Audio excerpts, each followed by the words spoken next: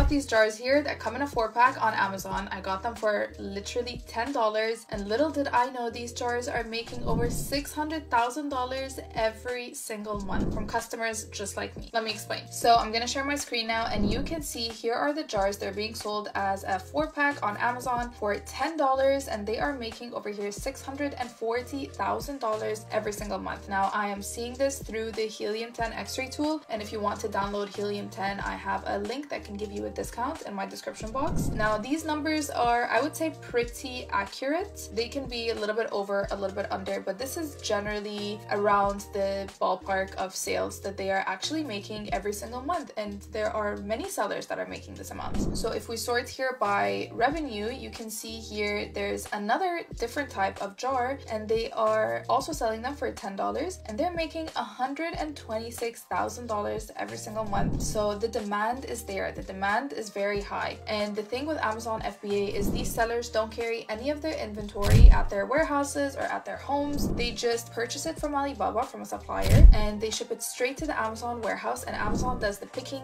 packing, and shipping for you. So I really want to go into more detail on this because I get a lot of questions on how do you send it to the Amazon warehouse? What are the profit margins? What are the costs? What about the marketing? So let's get into it.